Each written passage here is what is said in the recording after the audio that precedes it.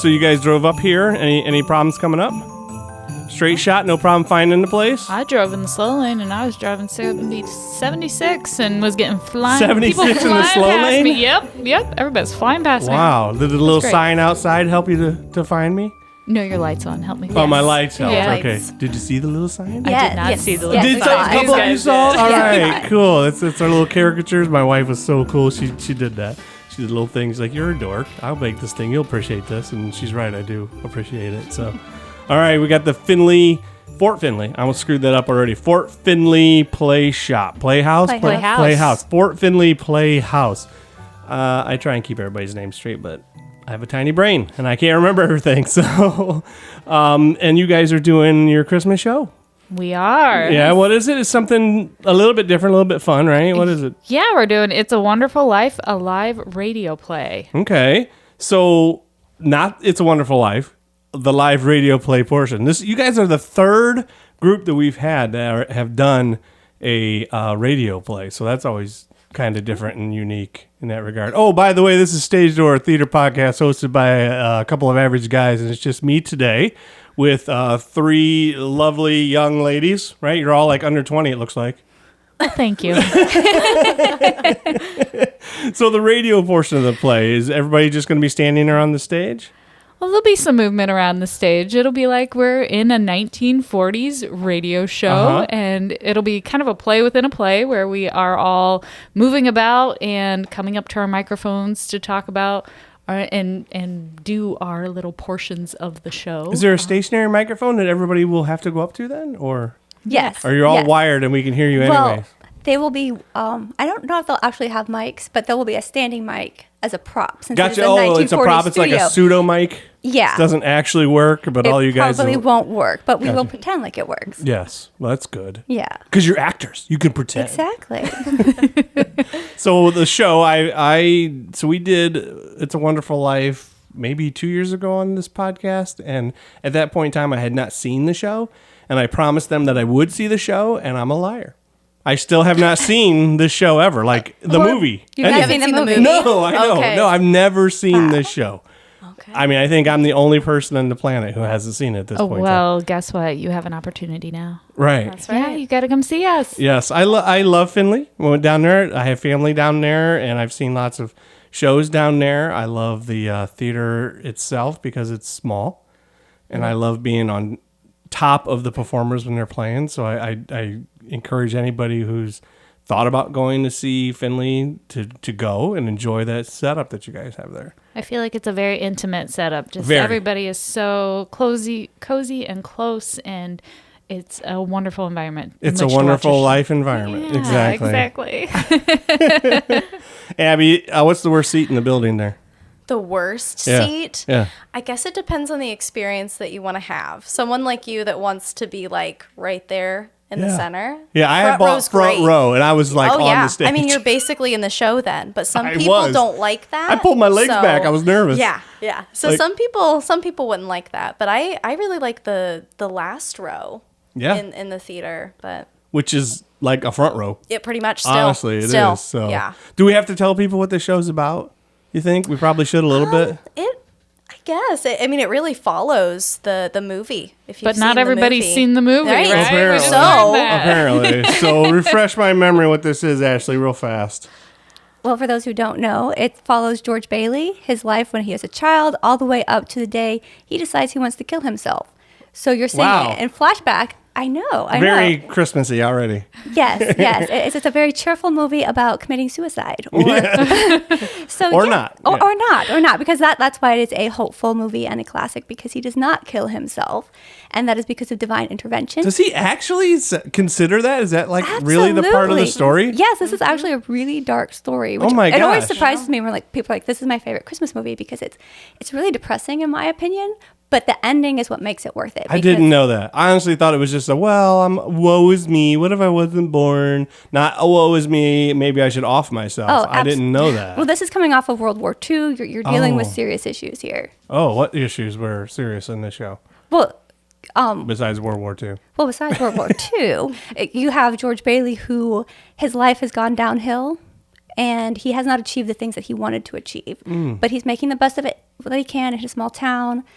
But then something happens, and it looks like he might end up in jail. And that's kind of his breaking point. And he realizes that he's better off, or he's worth more dead than alive. Wow. So, yeah. Like worth more dead, like actually, like he has an insurance policy? Yeah, exactly. Oh, really? Exactly. Oh my gosh. Maybe I should watch this. It actually You does sound better should. than I thought. You know, I saw the movie with the guy from Stranger Things where he played Santa. I thought that was pretty cool. Oh. Or it was that killer slasher one that came out last Christmas? Nobody saw that? No, Just did me? not see Okay. No. So obviously I like a little dark, little scary, little things like that. And if there's a Christmas theme around it, even better, I guess, for me. I didn't know that's what it was. Yeah. Honestly. Yeah. That is kind of interesting. And why is this a Christmas story? It takes place around Christmas time. So it's like Gremlins? Just because it's around Christmas time, it's a Christmas The final movie? scene is Christmas Eve. So, voila, it's a Christmas movie. Okay. All righty. So this is a staged radio reading thing. So what is somebody going to be witnessing in this situation that is going to be a lot different, I would imagine, than if they were to... Does anybody do this show just as a show? Have you guys done it just as a show in Findlay? Other ever? theaters do, but Yeah, but you guys aren't doing that. May I ask why you've attempted not to do that version and why you went with the radio version instead? well, that wasn't my call. Oh. But I love that they're doing the radio show, though, because I think the 1940s is such an interesting time. And I like this twist because it is a play within a play. So the actors are going to be pretending to be 1940s radio actors. And the set is going to be a 1940s radio station. So if you like podcasts, I think you might be interested in that setup as well. And they are performing as if it is a radio show. So vocally, you're going to hear actors playing different characters, which I think is really interesting and a great stretch for our actors There you because go. there's a lot of things that they have to do. Jill, do you play multiple parts in the show then? Actually, I got really fortunate. I only have to have one part, so I don't have to worry about changing my voice. And what is that part? What are you doing? I'm George Bailey's wife in Oh. the show, so Okay. I get So to you play get to be just Mary her. Bailey. Yes, Mary Bailey. And Ashley, what are you doing in the show? I am the director. You're the director. But I also have, I thought you implied just then that the actors, and you were like, you didn't say me. So I was wondering if that was the case. yeah, no, but I have to say, Jill is also playing young Mary. You do have that scene as well, so. Young Mary and And Mary. Yes. Yeah. Is there an old Mary?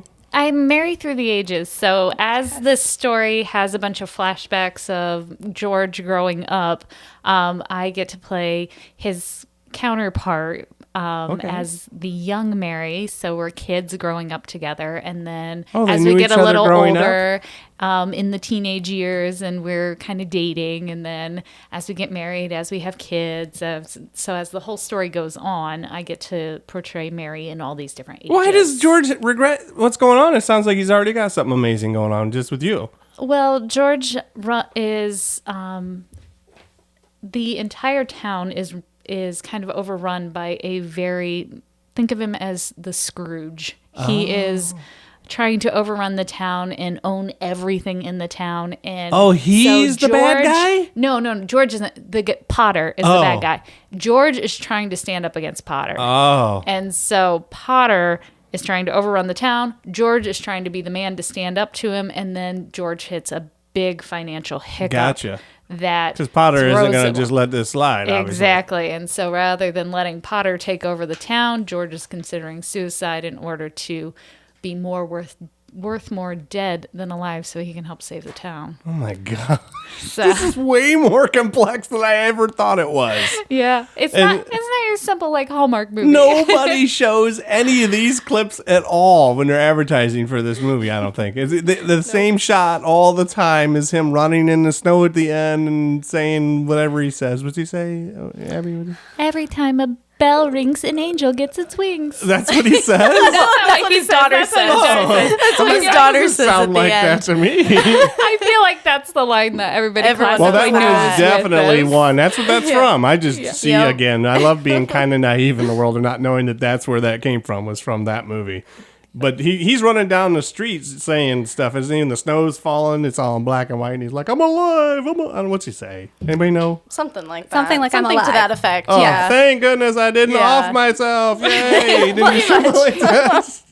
what's interesting is the third act is really kind of like a Christmas Carol. Third act? The third act of the movie. This has 3 acts, this show? this play? Movies are 3 acts structure. Okay. So the third act is when George has the flashback to see what life would be like without him. So then you're seeing shades of A Christmas Carol, where Scrooge was seeing what life would be like if things were different and things like that. So just loose inspiration there. Loose inspiration is the Christmas Carol, like In that third act when George is seeing what life would be like without him. And Gotcha. so that whole running through the snow reminds me of Scrooge, when Scrooge realizes, oh, I'm alive, I have a second chance. So are there ghosts that take him back in time? And There's an angel. an angel. Clarence. Okay. Who's okay, so Clarence? Clarence the angel has to earn his wings. Oh, jeez. Okay. All right. So Clarence comes back, or does not comes back. I guess the angels don't come back, do they? Well, comes down. Comes down. There we go. Comes down through the sky, I guess, and then says, "Snap out of it." I mean, he's a special chosen one for some reason to actually get intervened upon. Obviously. Yes. Well, we need a little comedic relief. It's kind of a dark Oh, story. is he funny? The angel funny? Yes, Oh, yes. okay. I didn't know that. It's like Bedazzled. It's just silly. The devil's funny. You know, that kind of stuff. Maybe. I don't know. We don't know. Have you seen Bedazzled? It's good. You should see it if you haven't seen that one. So, all right. So Fort Findlay itself, though, you guys do a ton of shows, obviously, and you guys are constantly pumping out things. And I know we already said some nice things about the theater earlier, but Ashley, why do you direct for these guys? I mean, what makes Findlay so amazing to do work with? Well, this is actually my first show with good, them, so I'm good. really excited. And the people are great. So Like the first show directing or first show all together? First show with Fort Findlay Playhouse. Uh-huh. But So you've directed before. I have, yeah. Yeah. Perrysburg Musical Theater, Perrysburg Youth Summer Theater. Gotcha. Yeah. I know those people. Yeah. But you haven't actually performed for Fort Findlay in the past either? No. So they probably recruited you. They probably saw you up at Perrysburg and were like, this lady here, we're going to go have her do this show, I bet. Well, they had me apply. Oh, okay. To make sure you were legit. Okay. Had to take a drug test to do this show too? I can't reveal that process.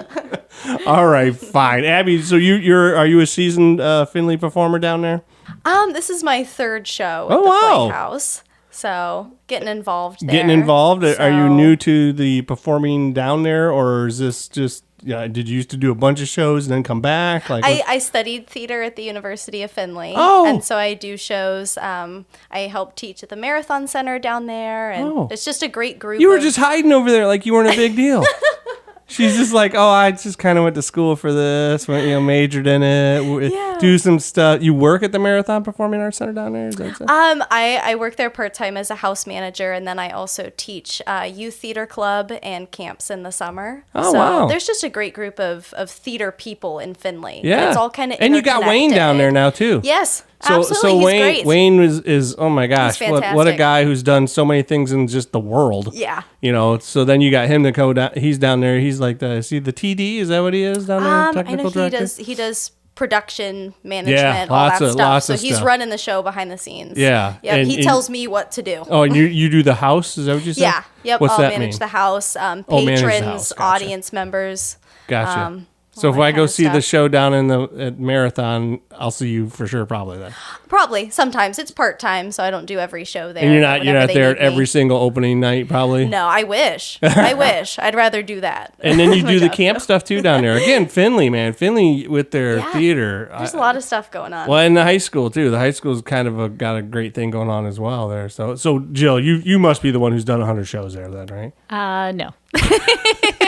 Striking out on everything. here. No, that's all right. This is my third show with the Fort Findlay Playhouse as well. Okay. My third show performing, I should say. I've held lots of different roles at the Playhouse. I really love the people there. It's been a wonderful group to work with, and I have a Christmas theme going on. So I did Miracle on 34th Street with them, and then I did White Christmas last year with them, and now It's a Wonderful Life. So I just I can tell you though, Fort Findlay they mix it up with their Christmas shows because I saw them do a Christmas Story.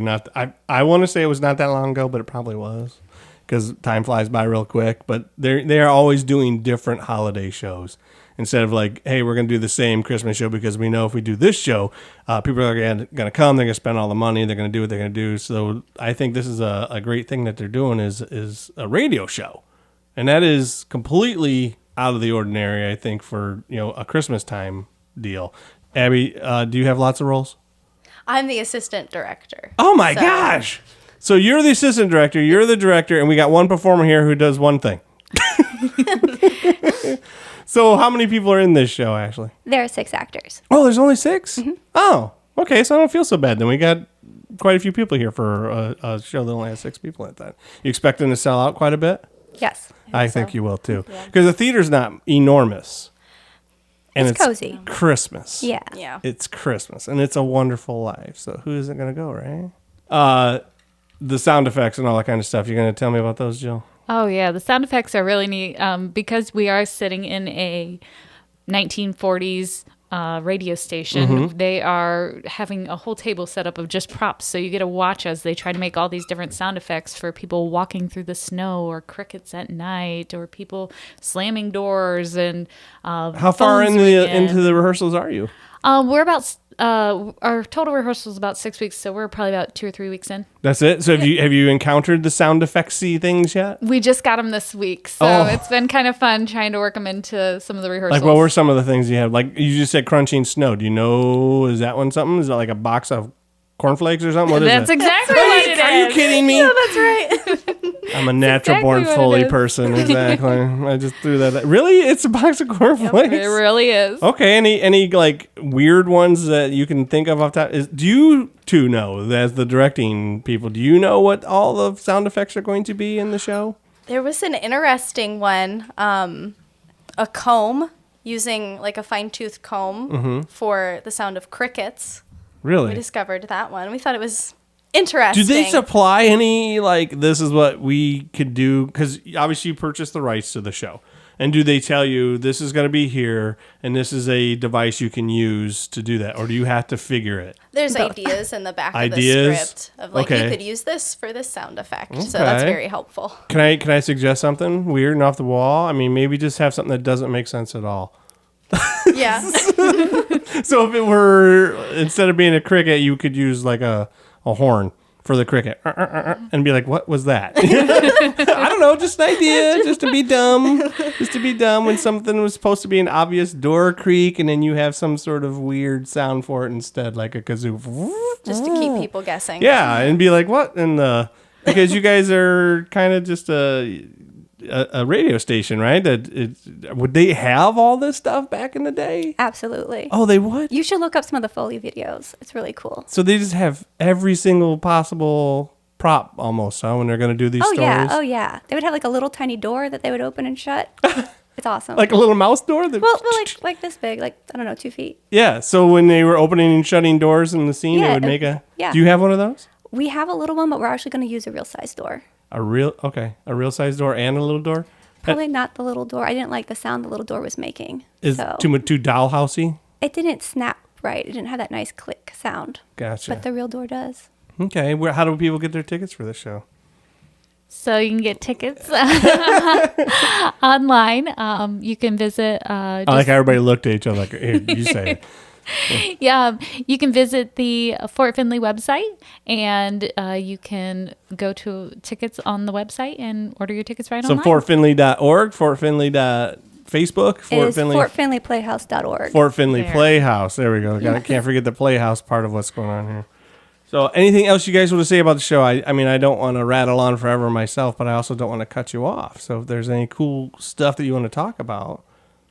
I mean, I'm really excited about the Foley sounds, and we're just playing around with that. But I think if you have any interest in what a 1940s radio station would be like and watching sounds being made in real time, we will have some pre-recorded sounds. But I'm really excited about the sound effects because we have our stage manager character who is like running, and she has whistles. And right now we're playing around with a baking sheet to be like thunder.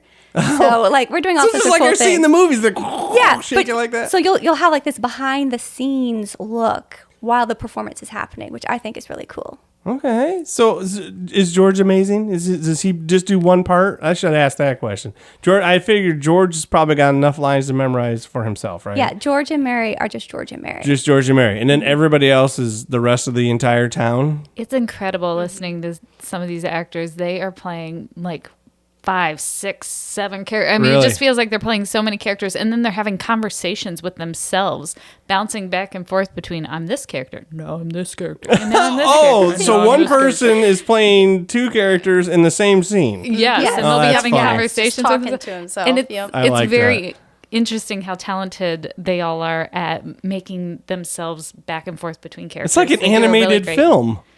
Yeah. It's like The Simpsons, where they got one guy who does all the voices for all Homer and the Doctor and all the other things. They got to do the same thing. Only now we get to see on stage all of you up there being kind of like an animated film, going from back and forth between your characters.